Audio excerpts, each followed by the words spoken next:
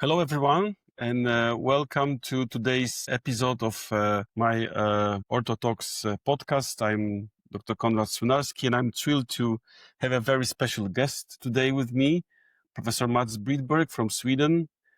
Mats is a pioneer in the treatment of cartilage injuries and the inventor of autologous chondrocytes implantation technique, which has changed the way we think about the joint preservation.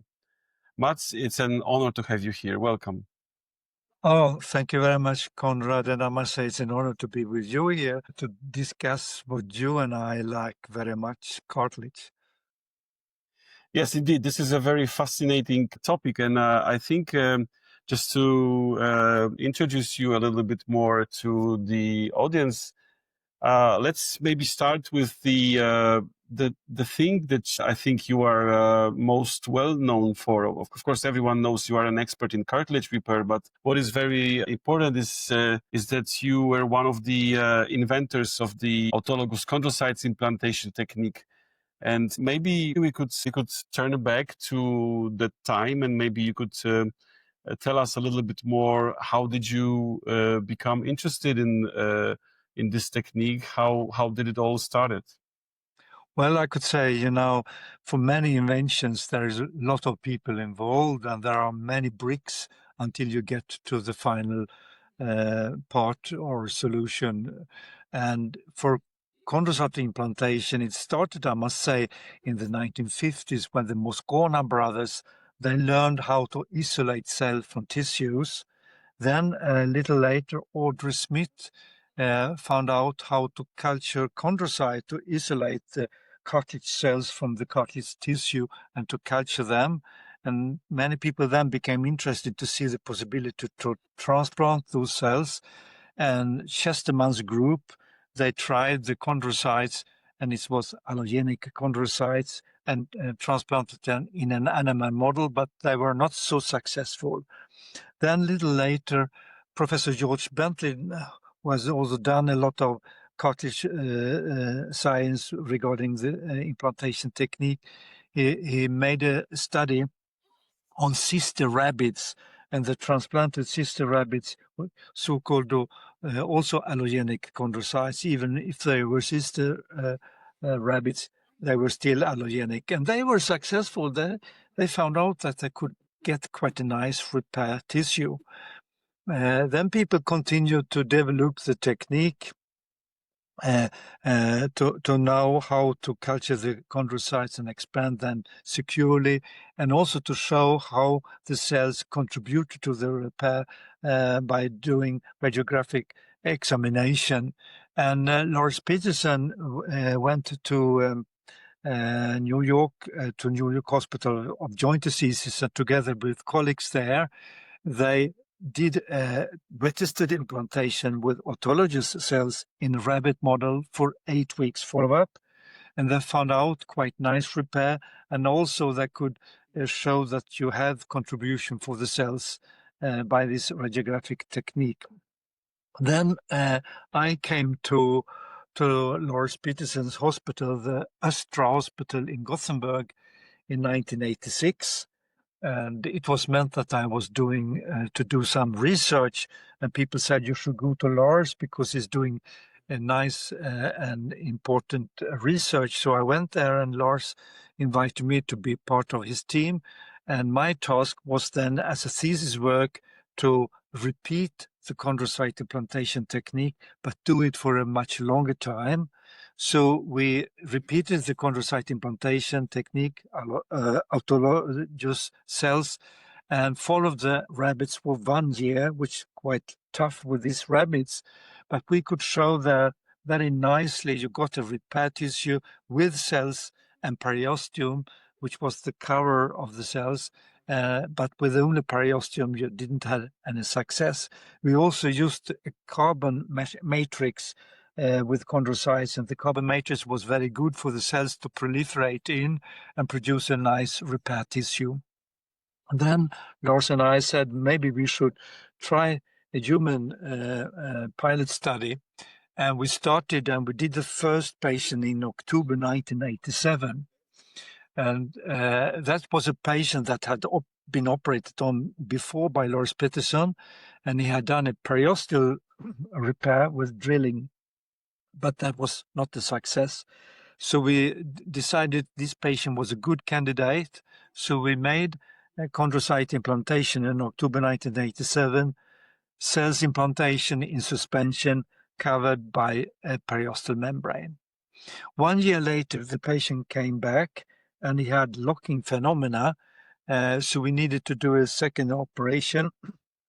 And we could find out that there was a fully developed tissue, like a cartilage tissue that was fitting exactly into the defect, like a mold, but it was loose from the edges, because the problem with cell implantation is not the production of a repair tissue, but the integration to the surrounding cartilage. So that was the thing that got me into the thinking that this really could function. So we continued and we made 23 patients in our pilot study and also took biopsy to show that you could have a repair tissue. And one of the first biopsies really looked nice because you could see a remnants of the periosteum on top, and then you could see a matrix with very few cells, but a very cartilaginous-like matrix.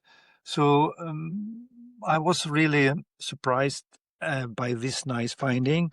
And then it was a discussion that we should put together these patients into a paper. And my task was then to present it into Journal on Bone and Joint, the British editions. So I started to do summaries of the studies.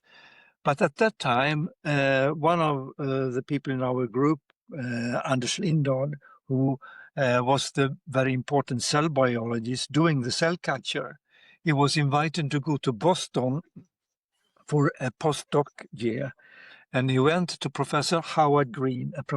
Professor Howard Green at that time was famous for also cell culture, but he was studying keratinocytes, skin cells.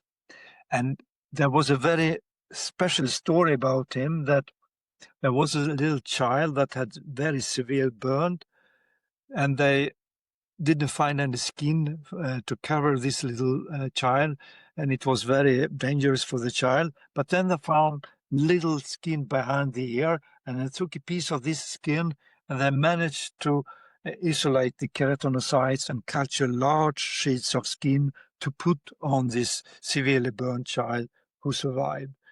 When Professor Howard Green learned from Anders Lindahl that we were doing these studies and that we were to plan to present in an orthopedic journal, he said, "No way, this is interesting for the wider number of people. You should try to get it in to New England Journal of Medicine." So we had to rewrite the paper in another mode because it's a different type of journal, and sent it there, and it was accepted. And that was the start of the enormous interest, because when this paper came out, there was an enormous interest all over the world. There were papers in like New York Times, Svezia, all types of normal journals were writing about the Swedish knee fix method. And maybe that was a little negative, because this enormous interest at that time was because people thought this was a treatment for osteoarthritis. And still, almost 40 years later, we still have to explain that chondrocyte implantation, cell implantation, is for local traumatic defects, to repair, to seal off the defect. It's not osteoarthritic treatment, because osteoarthritis is an organ disease, which is quite different. Certainly, early osteoarthritis, pre-osteoarthritis, where you still have surrounding cartilage, could be locally repaired. But the main interest for cell implantation is from small to large traumatic defects with healthy surrounding cartilage. So people then were angry because a lot of people had read about the new knee fix method, and they came to their local doctor and asked for the cell implantation, and then they were very angry with us. And I most often have to tell them that you have to read and understand what we are talking about. It's your task, and we didn't say that this was an osteoarthritic treatment and so on. And when you were out giving talks, people were skeptic, and then they had criticism, and you learn from the criticisms that the next talk you involve those discussions into your talk, so you really were prepared to present the true facts about chondrocyte implantation in order to not have misunderstandings. And this is the way for many new techniques. People have to learn that it's not, whoa, it's most often you have to be a little careful, you have to discuss, to present new results. And especially important was that other group then started to use chondrocytes, you as well, and other groups could show the same results. So by that, the chondrocyte implantation have become a normal treatment alternative all over the world. So you published your research in 1994, and almost at the same time, Arnold Kaplan published his research on the mesenchymal stem cells, and I think your both ways of your both research met into one point, which is a tissue engineering therapy, tissue engineering or cell-based therapies, rather, I would say. So this created a lot of hopes and a lot of interest around the world in among the doctors and patients. And we know that the understanding for Arnold philosophy of mesenchymal stem cells changed a little bit. Your research is more stable; it stays all the same. We still consider autologous chondrocyte transplantation as a golden standard in cartilage repair. But if you would look now back 30 years of the research, how do you see that the field of cartilage surgery has evolved since you begin your research? Well, first of all, one could say that when we presented our results in 1994, that became an enormous interest for researchers all over the world to see that you could really do tissue engineering with cells. Before, people had tried it, but they were not successful. Now they were stimulated to do tissue engineering again. And then, as you say, I was invited to go to Cleveland to Arnold Kaplan's place. And that was very good because then I was, he was the big star and I was a young doctor. To go there, I was a little stressed. But he really were very happy with his cell presentation about the chondrocytes. And because that was also what he has been trying with the stem cells. Kaplan had been trying to do cartilage repair with the stem cells, and you could see results with the stem cells. But then, during the years that passed, he changed his mind a little and said that the stem cells per se are not doing the repair as you had expected or thought about. They are medicinal cells. They are like a drugstore producing growth factors, anti-inflammatory agents to support the chondrocyte, to support the repair. Certainly, if you just put stem cells in a defect, they could also contribute directly to repair. But their main function is doing this type of stimulation. And during the years when we started, we used the chondrocytes together with periosteum. Then periosteum is a living tissue, and you could have problems with hypertrophy. You need to do open surgery. So during the time, people changed from periosteum to an inert collagen membrane and suture it over the defect, and then we injected the expanded cells into the defect. But also that was open surgery. So it was an enormous advance when we had the opportunity with matrices to culture the cells. First, you isolate the cells, then you expand the cells, then you implant them in a matrix, and you culture them for a while in the matrix, so the cells start to produce a little amount of matrix, so it's an immature graft. Then you take this graft and put into the defect, and by that you will have a cartilaginous development in situ. That was an advantage because at that time we could do much more of the operation by arthroscopy, which is an enormous advantage for the patient because it's less morbidity and it's also easier for the surgeon and goes faster. So it's a win-win situation for both the hospital, the doctors and the patients. But at that time, then many companies produced their own matrices, which then made it more difficult to compare ICI with one matrix A with matrix B, matrix C, etc.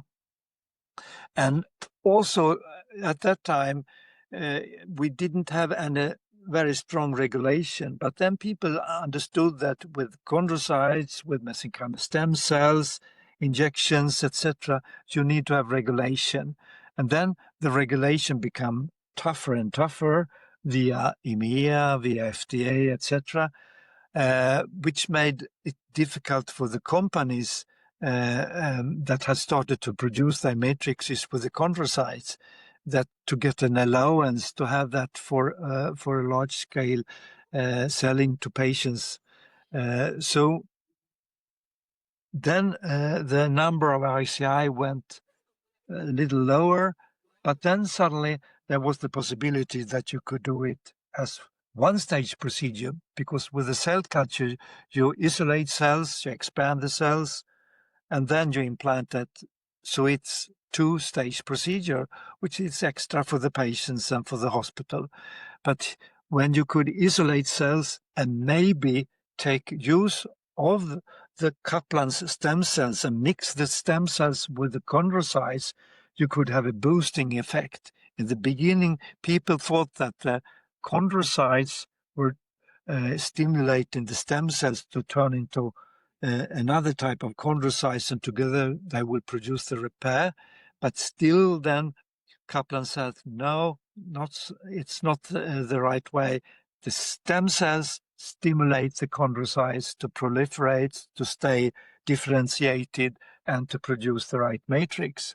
So then we are now in the stage that many people are using ICI, third generation of ICI, with cells in suspension and matrices. But it's only Macy in the USA and Sverox that has been approved. And I think maybe a third one has been approved recently. But still there are many companies that want to have their product approved. But then this one-stage procedure that you isolate chondrocytes direct in the OR, mix them with stem cells from the iliac crest or allogenic stem cells, they are of interest. And the third alternative, which is very good, I think, is to take cartilage as small fragments. Is that ICI? Well, for me, it's ICI, the fourth generation, because when you take small pieces of cartilage, you could take it with a special instrument, you could take it with a shaver. From this small fragment, the most active cells, they migrate out.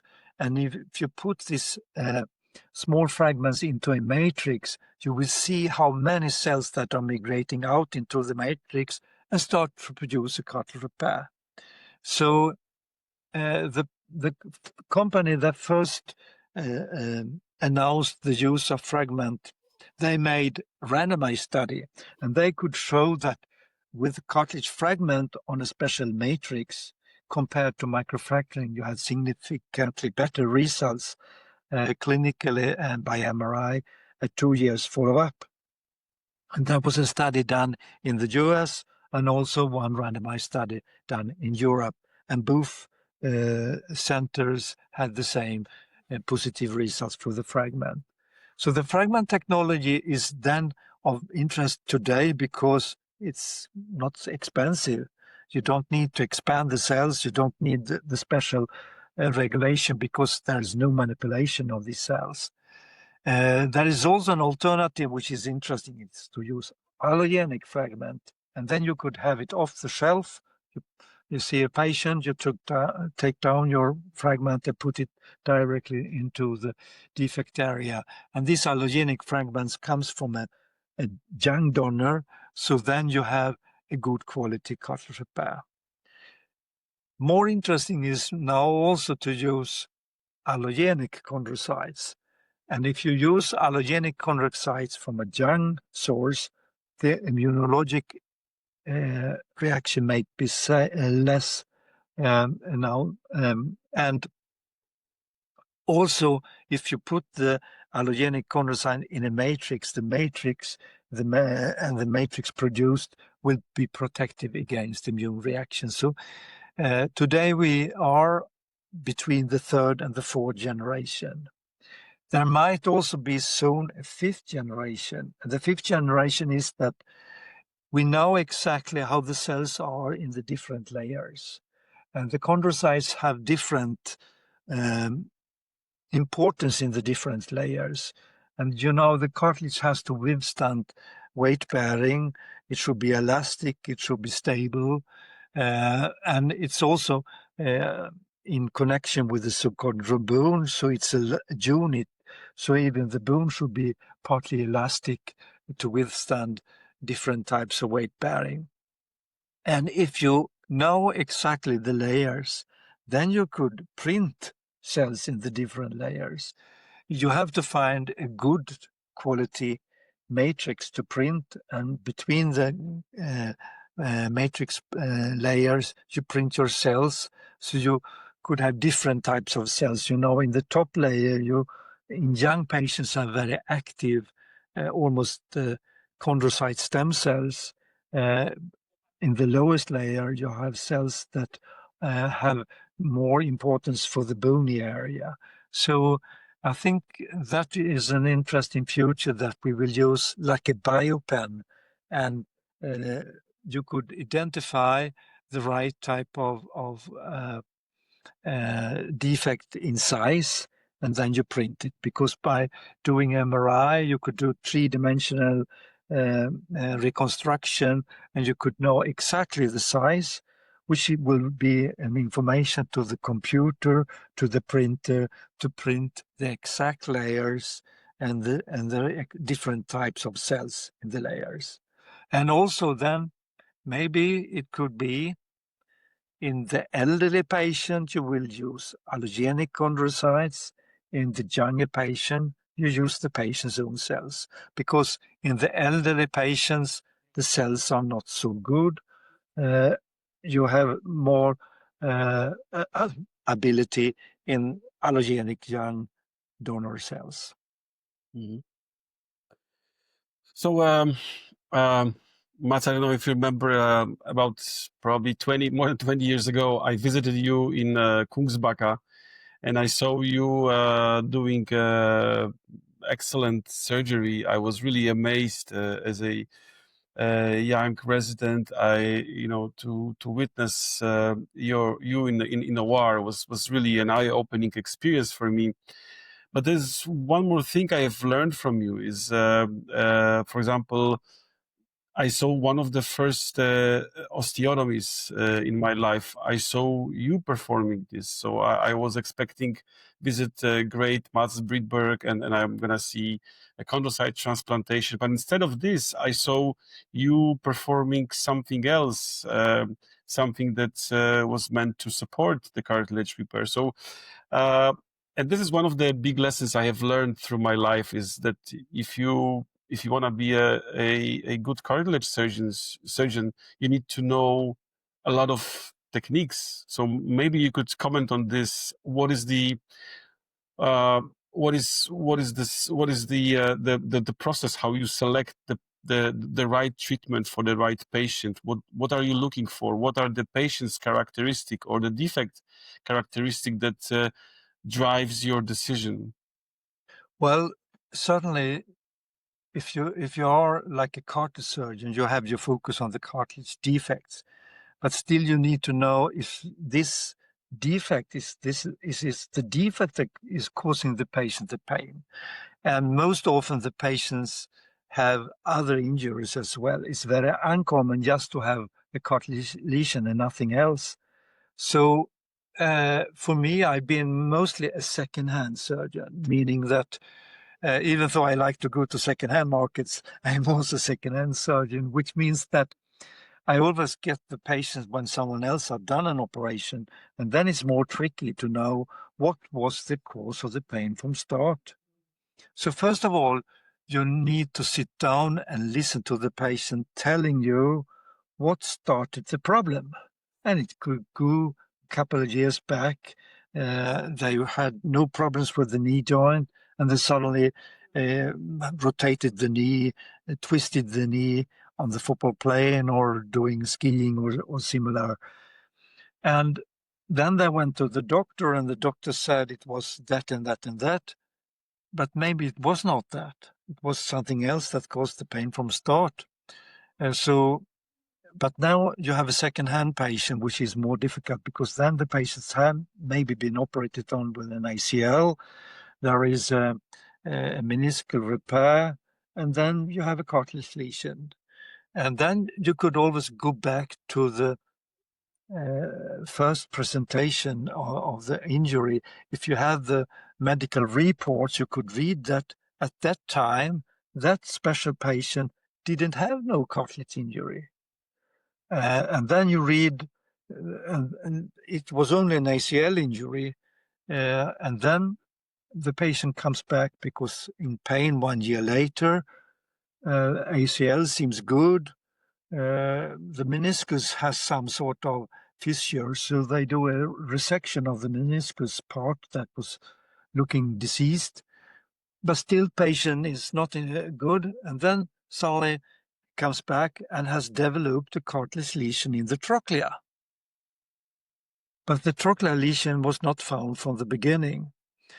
So those are difficult patients because it might be that the ACL injury per se changed the patellofemoral biomechanics. So you develop by time a cartilage injury. It could also be that the ACL injury being very stable, maybe too stable, also changed the biomechanics. And if you then don't pay attention to these facts, you may do a local repair and patient comes back and there is no good success because still it's in pain and the repair is developing in the wrong direction. Then you have to really analyze what is the problem.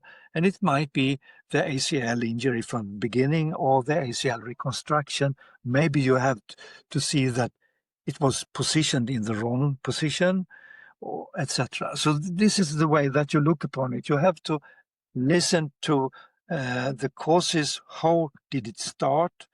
Was it a cartilage injury from the beginning, or did it come later on? Sometimes it's quite clear. There is nothing else. That's just a cartilage lesion and there was a twist.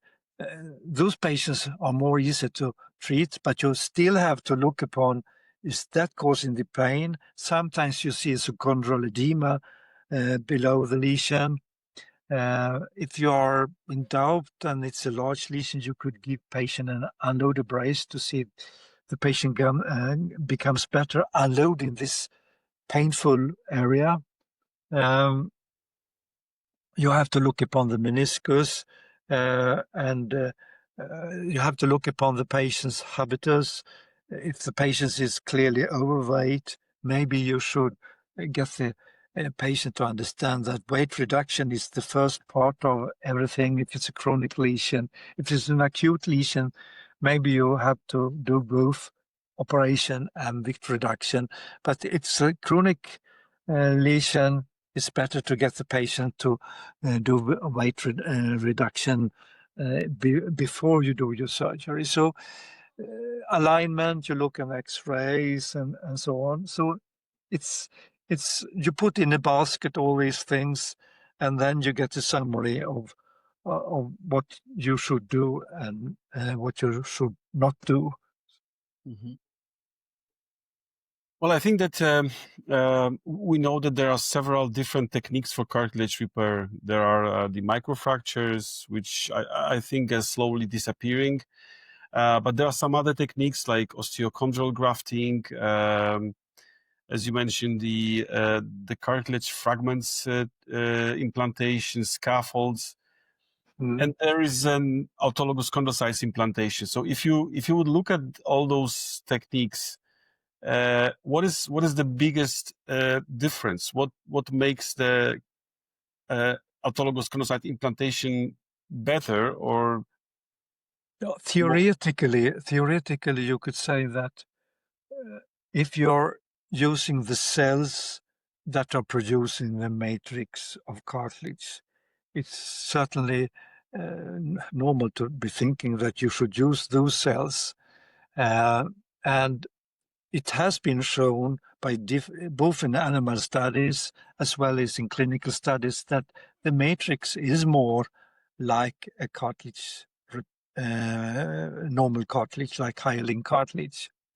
If you do bone marrow stimulation, you have to rely on cells from the bone marrow to migrate into this area. Some of those cells will turn into chondrogenic cells, but most often their repair tissue production is cartilage, that is fibrous cartilage, which is not the way of cartilage, the type of cartilage that you need in the articular joint. So for small lesion, it doesn't matter, but for large lesions, you need to have support. Otherwise, there will be too much weight bearing on the subchondral bone. So tissues that could give long-term durability, that could stand for wear for a long time, are the best one. And if you have a fibrous tissue that will stand for wear for very long time, it doesn't matter if it's fibers or not hyaline cartilage. But most often the hyaline cartilage is not so good, and by the time of 1.5 to 2 years time, it wears off. While it seems that cell implantation with chondrocytes has a longer durability in several reports all over the world. But on the other hand, for example, if you have a very good quality matrix, for example, when we had started with the chondrocyte, there was a company producing carbon fibers, and those carbon fibers were made from nylon and had been heated to more than 1,000 degrees to get carbon filament that were woven into a meshwork with rods and pads. And these were used for cartilage repair. And we started to test cells with the matrices, and it seems that the chondrocytes liked it. They migrated on the filaments and produced a matrix. But the problem as a matrix for chondrocytes is that this matrix is not resorbed, because the best material for cell implantation is that the matrix is resorbed at the same speed as the new tissue is formed. But it produced a very strong tissue. So I thought maybe I could use the carbon fibers if I have a failed chondrocyte implantation. So for very severe cases, or like salvage cases, we use carbon fibers, and actually they gave very good pain relief. And when you followed the patient up, you could see that they had deteriorated in the surroundings, but the carbon implantation area was still intact. So it produced a very strong tissue that could give patient pain relief and functional recovery. So that was important. But unfortunately, the carbon fiber is not any more on the market, because the final producers got sick and they had to sell the company, and no one's bought it. So it disappeared, which is a pity, because it was a good alternative. And, you know, for cartilage repair, there are all these patients that are not responding to all techniques. So sometimes it's good to have alternative techniques, and some patient will respond to the alternative technique. And the carbon fiber was like a rescue for some patients.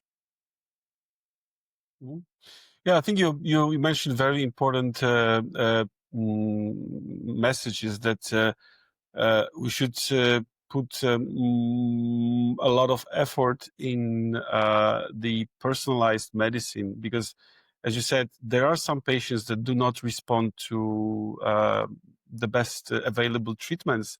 So I think that the work that it has to be done is to select those patients, and in other ways saying we should know the algorithm and treat the patients with the therapy that would work for them the best. So you are, Mats, you are a part of the history of medicine. Your research was a groundbreaking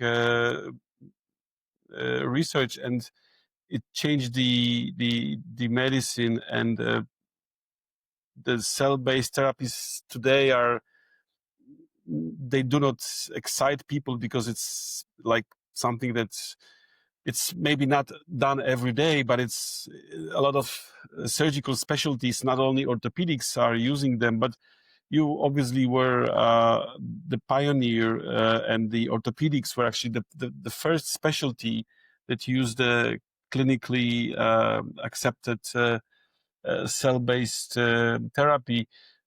So knowing the fact that you are such a great expert, what is in your opinion the future of cartilage repair and the future of medicine? Do you see anything new, upcoming technologies, or some research that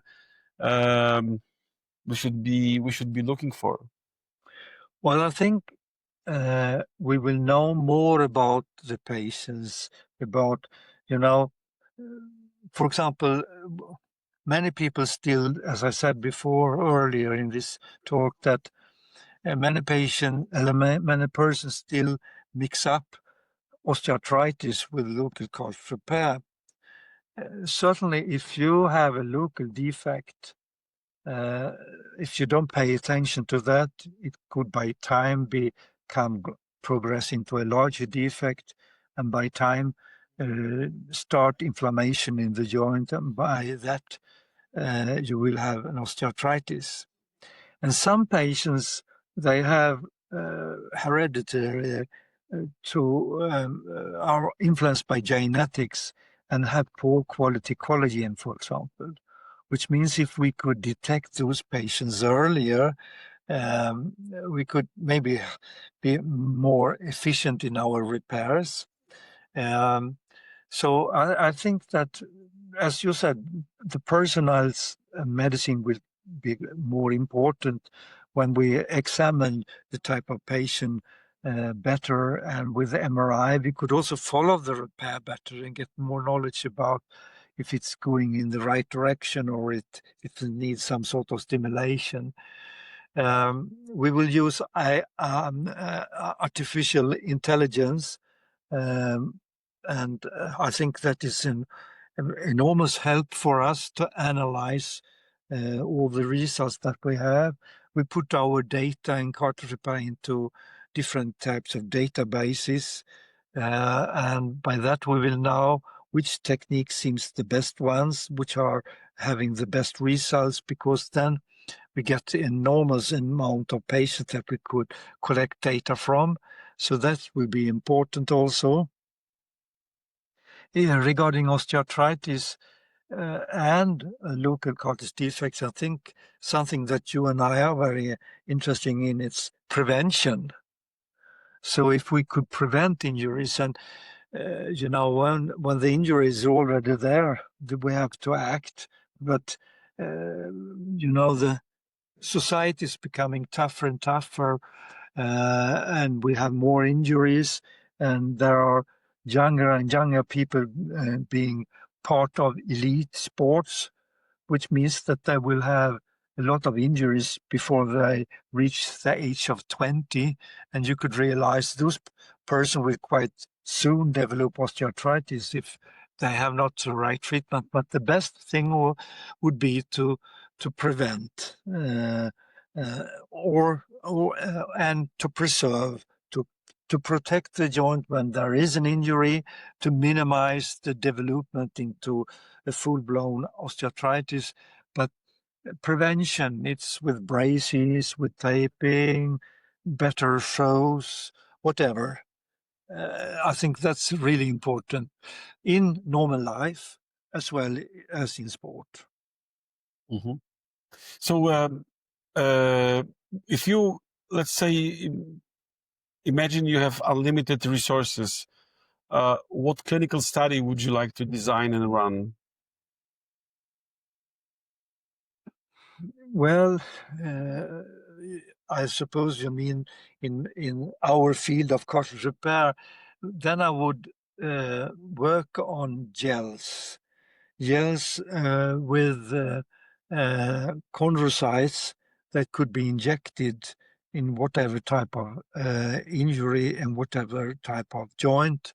And then this gel is stabilized within a few seconds after the gel has been placed in position. So you developed already a stable area that could be weight-bearing.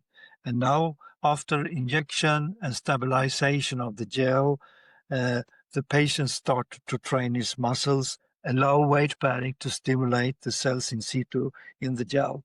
So I think that type of gels, and maybe the cells then could be like allogenic cells, allogenic young chondrocytes, because still I prefer chondrocytes to MSCs, because chondrocytes are chondrocytes and MSCs should try to develop into an area, but maybe they will not be true chondrocytes. And by having the allogenic chondrocytes from a young donor, you have less immunologic reaction, but also because they are in a gel. So that is what I would work together with you to do further research on. I would love to be a part of such research, Mats. Especially with you, not only because this is it sounds like a great project, but if let's talk about something different. What you did something great in medicine. What would be your advice to a young orthopedic surgeon or young scientist who wants to either specialize in orthopedics or do the research focus on the musculoskeletal diseases? Well, you could have one that is a basic scientist, one that is going to the clinical situation. In both situations, I think what you and I have learned by time is that you have also done basic science, as you did with MSCs and Kaplan, and that has been very useful for you as a clinical doctor. And me, being in the basic science, but also a clinical doctor, that's extremely important. So if you're going into the line of basic science, try to have contact with the clinical world. If you are in the clinical world, you should have contact with the basic scientists, because you could have very much help from each other. That's very important. And that's the way, for example, International Cartilage Repair Society started. It was meant that basic scientists and clinical doctors should meet together and together develop. And still it is like that. But I think in the beginning it was even more. And that's very, very important. For example, when I still have contact and do research, and I do research on both bone and cartilage, and it's very stimulating to go and discuss, and I bring my old basic science knowledge and my clinical knowledge and discuss it with the basic scientist. Sometimes, for example, the basic scientists, when they have found a thing, they think this is the thing that would solve everything. But the clinical situation with the patient is another world. Even though you do animal experiments, it's different, because everything in pain and the situation is influenced by a lot of other things, social things, and so on. So it's more complicated. Still, you could say it looks very nice, the repair is almost healed, but the patients have still pain. So then you could say, well, was the operation meaningless? Maybe not, because if there is no defect left, then there will be less risk for osteoarthritis, but still patient is painful. So it's more complicated than when you do it in the basic science. And people have to understand the difficulties to doing research on both sides. So I think that's the most important part for the young persons, is that they should make contact all over the borders to develop. And I think you were happy when you went to Kaplan, and you learned from that as well a lot. Yeah, this was for me a great experience to be able to see how the basic research works, to be involved in the research projects, and I think the things that I have learned in the lab helped me to manage my work in the clinics, because there are certain rules and certain things you need to think about, how you plan your work. And also, I think that once you do basic research, you immediately change it. It changes your mind. So you are looking into small details, into small things that can make a difference. And also, I think for me it was something that woke up some need to understand something better, not to accept everything as it is given. Like, one of the first questions that Arnold asked me when I flew to Cleveland, and I sat down on a couch in his office, and we've been discussing some potential projects I was supposed to do. And one of the things that he asked me, like, Konrad, why do you think that? I mean, why do you keep a broken bone in a cast for 4 weeks or 6 weeks? And I said, well, because it's just the time that is, that is needed for the bone to heal. And I said, no, Konrad, it's because we as a biologist told you that it takes about 4 to 6 weeks to have a healing of the bone that is good enough to hold the bones. So that's true. I mean, sometimes we accept the things given to us as granted, but we don't actually pay attention and go deep into the research to understand why is it coming from. Sometimes it's yeah, and also you have to challenge nature. And it's just today, it's a lovely day. It will be September tomorrow, but still it's hot and warm. But you go out and you see the natures, the flowers, the ants, the birds, and everything, and you can see how they function. How it's fantastic, and still you could learn from nature. And I think. In biology, you could go into biology and learn more about how the animals heals their wounds without any treatment, without any cell transplantation. And the regenerative ability certainly is quite different. And you learn from that. That we have known that if you cut off a frog's tail, it will regrow. And how it's happening, because the immune defense is not so strong there. And if we have not our strong immune defense, we could do it as well. But the balance there is very interesting. So there is a lot of tempting questions to be solved. Yeah, I think that yours research is all about using the nature's own forces, the body potential for the healing. Is just there is a lack of the mechanisms that can improve the healing of cartilage because of the function, and the function designs the form. So the cartilage is built the way that it can withstand the great forces, but at the same time it causes the problems with the healing. But the idea you had was just, it was, it seems simple. Just take the cells and multiply them and return them back into the defect. So yeah, I mean,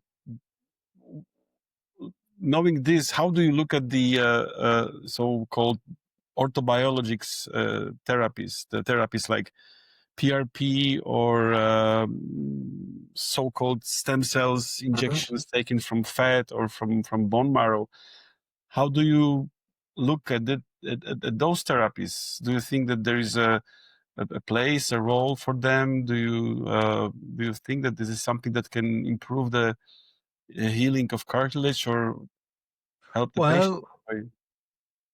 Well, you could say that this is interesting and important questions. And for example, if you look at PRP, it's a problem with PRP if you use your own PRP, because there is a variation of growth factors from hour to hour, from day to day, but also from person to person.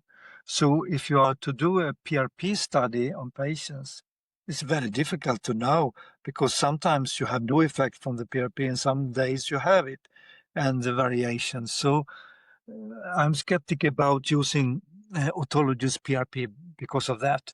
And also aging patient. For example, if you use PRP on old patients, you have also the age dependency, which is negative.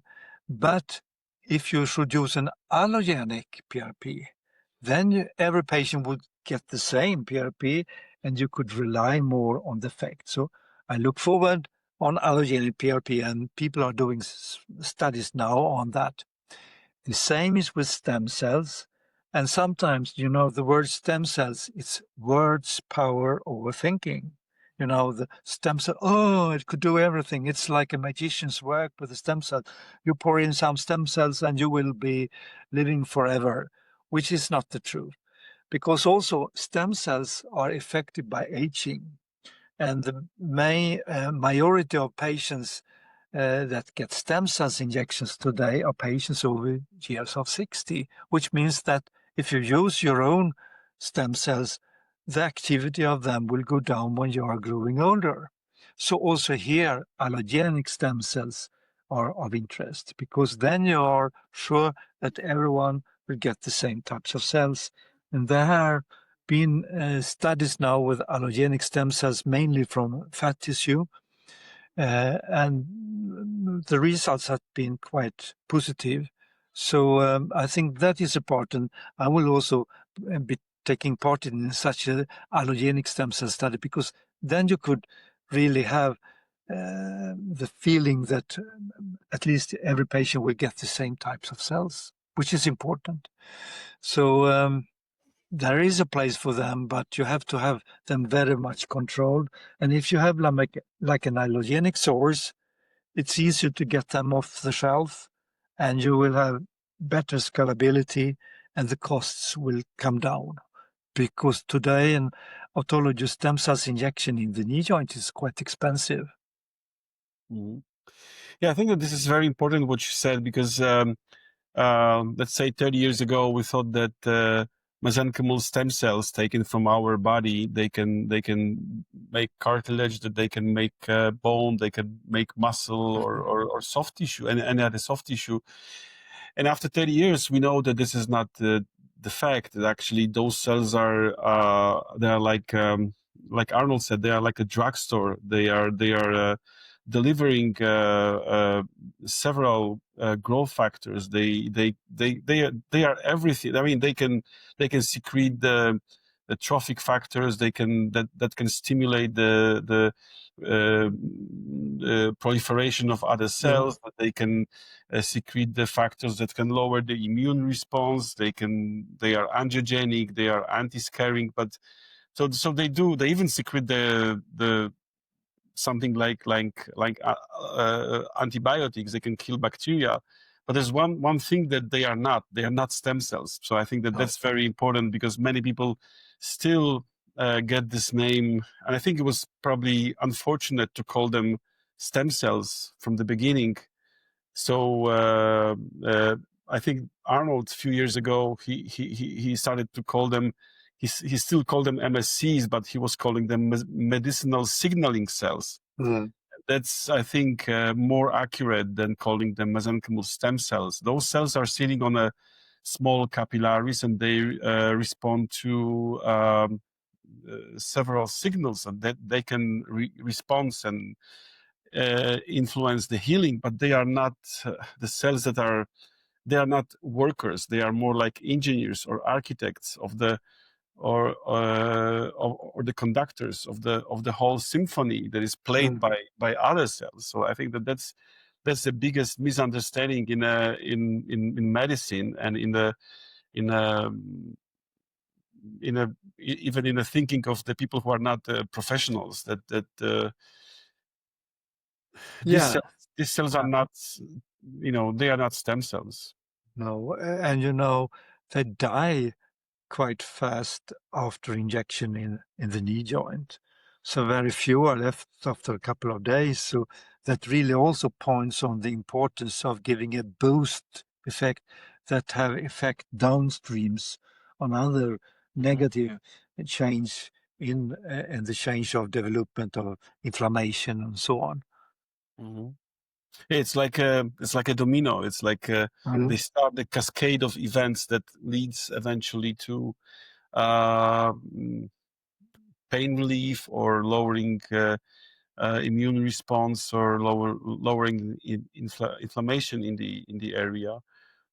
Mats, I think we are coming close to the end of this interesting discussion. I really enjoyed this time. I'd like to ask you a final question. If you weren't a surgeon, who you would be? Yeah, and I think that's a difficult question, because sometimes you think about it, but then still you want to have your knowledge as a doctor, because that's fantastic work. But I've been thinking a little about it, because I've always been fond of going to remote places, to go into the jungles, being in Amazonas, being on Borneo, and especially when we were on Madagascar, it was fascinating, because still on Madagascar, being that large island, botanists go there and go out in the jungle to find new things that they could use for patients to treat, new medicine, new plants. So I think that's quite interesting to be a botanist. That is maybe what I could think about, because also that's research, but thinking about going into a remote place and finding new flowers, and you test them and you find that there is a new drug for cartilage repair, for example. So Mats, I see you are impossible to change, because you are still having connotations to cartilage repair. So I think that, Mats, if you weren't a surgeon, you would be a surgeon. I mean, there's no way that you could change, which is actually very good, because it seems like you made a perfect choice for your career. And me and many doctors and also many patients I think are very grateful for you, for your research, for your effort that you have put into improving a cartilage repair. Mats, thank you so much for your time. Thank you for this interesting conversation. I hope this is not the last time that we are recording. Maybe we will record another podcast on maybe some other topic related to cartilage repair. But I just wanted to have in this interview with you to discuss some general or I would say maybe sometimes philosophical questions regarding cartilage repair. So thank you so much, and I hope to see you soon. Thank you very much, Konrad. It was great opportunity to talk to you as well, and I really enjoyed it. Thank you very much. Bye.